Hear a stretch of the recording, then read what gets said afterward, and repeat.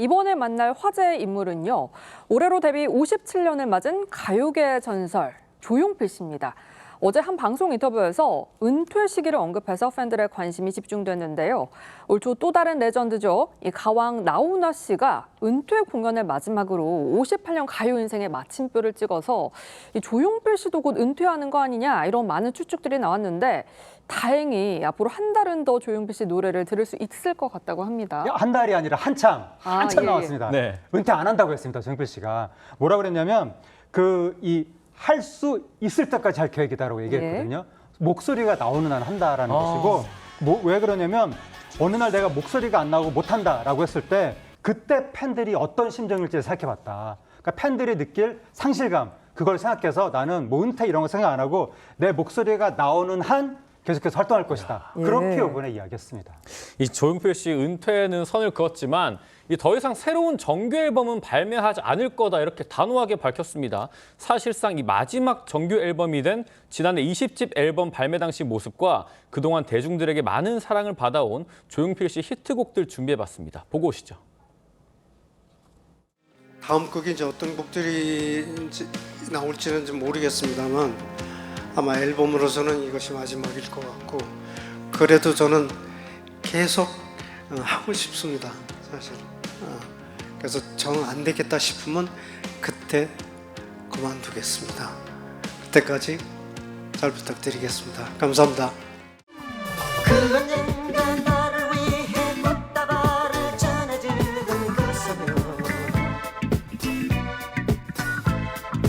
오늘따라 왜 이렇게 그 소녀가 보고 싶을까 Baby you're my trampoline You make me bounce bounce 네, 조용필 씨 주옥 같은 명곡들 모아봤는데요. 그럼 앞으로 조용필 씨의 신곡은 더 만나볼 수 없는 건가요? 그 조용필 씨가 20집 앨범을 낼 당시에 마지막이라고 그랬거든요. 네. 앨범 마지막이다라고 해서 그럼 앞으로 신곡 안 나오는 거 아닌가라고 사람들이 걱정을 했는데 이번에 조용필 씨가 이야기한 건 뭐냐면 앨범 형태는 마지막이다. 예. 그러나 곡 작업 자체를 안 하는 것은 아니고 아마 앞으로 싱글 형태로 각 개별 곡 단위로는 발표할 수가 있다라고 얘기를 했거든요. 그러니까 앨범이라는 게 그걸 내기 위해서는 엄청난 상고를 치러야 되는데 젊은 가수들도 앨범 선뜻 요즘에 잘 못 냅니다. 그렇죠. 그러니까 이제 앨범 작업은 앞으로 좀 힘들다고 판단을 한 것 같고 예. 보통 가수들이 요즘에 디지털 싱글 형태로 곡을 많이 내거든요. 아마 앞으로 조용필 씨가 디지털 싱글 이거는 충분히 낼 수 있을 것 같습니다. 다행히 앞으로도 조용필 씨의 신곡을 계속 들을 수 있겠습니다. 어제 인터뷰에서 조용필 씨가 또 본인이 가장 아끼는 자작곡이 꿈이라면서 이 꿈의 창작 비화도 밝혔는데 이 노래를 신문 사설에서 영감을 얻었다고 해요. 그렇습니다. 조용필 씨의 꿈은 정말 명곡이잖아요. 우리 네. 시청자들 중에서도 좋아하시는 분들 많을 텐데요. 이 곡을 본인의 어떤 절절한 경험에서 우러나와서 쓴 줄 알았더니 알고 보니 1989년에 미국으로 가는 비행기 안에서 신문 사설을 읽는데 지금 농촌에는 청년이 없다. 모두 도시로 떠나오고 있다. 이런 이야기를 보면서 거기서 영감을 얻어서 이 꿈이라고 하는 곡을 만들었다는 겁니다. 그런데 우리가 여기서 느낄 수 있는 거는요. 정말 거장의 소울이라고 하는 것은 대단하다라는 걸 읽을 수 있습니다. 왜냐하면 조용필 씨가 꿈을 부른 수많은 라이브 버전들이 존재합니다. 네. 유튜브에서도 찾아볼 수 있는데요. 그 영상 하나하나를 보면 모두 본인이 겪은 어떤 절절한 경험에서 우러나온 노래처럼 들려요. 그런데 알고 보니 신문 사설에서 영감을 얻어서 만들었다고 하니 그러니까요. 얼마나 그 가수로서의 정말 아티스트로서의 영감과 본인의 혼을 불어넣어가면서 노래를 부르는 것인가. 예. 이런 걸 저는 이번 인터뷰를 통해서 또 한 번 느낄 수가 있었습니다. 네, 저희가 이쯤에서 들어보지 않을 수가 없겠죠. 조용필 씨가 본인이 만든 자작곡 중 가장 애정이 크다고 밝힌 꿈 직접 들어보시죠. 어나먼 길을 찾아 여기에 꿈을 찾아 여기에 외롭고도 험한 이 길을 왔는데 이 세상 어디가 숲인지 어디가 우리인지 그 누구도 말을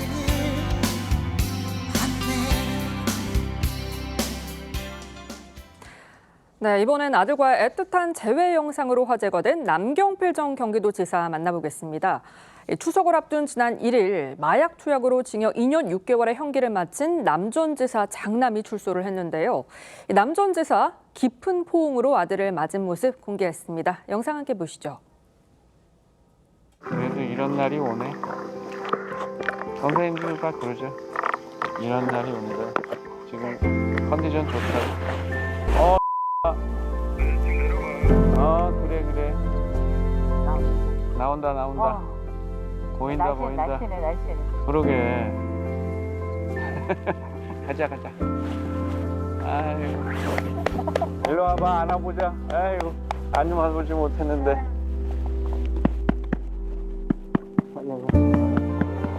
너무 오랫동안 안아보지 못해서 그랬는데 꼭 안으니까 확실히 실감이 나네. 너무 좋다.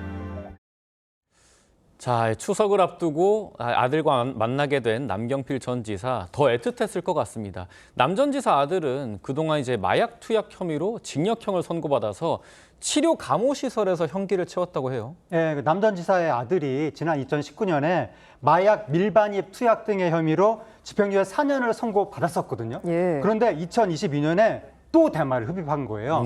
그리고 나서 그다음에 또 필로폰을 16차례 투약한 혐의를 아이고. 받았습니다. 그런 상황이 되다 보니까 가족이 신고를 해서 이제 경찰의 현행범으로 체포가 됐는데 우리나라에서 유일한 치료 감호 시설인 국립법무병원에서 네. 그동안 형기를 채웠습니다.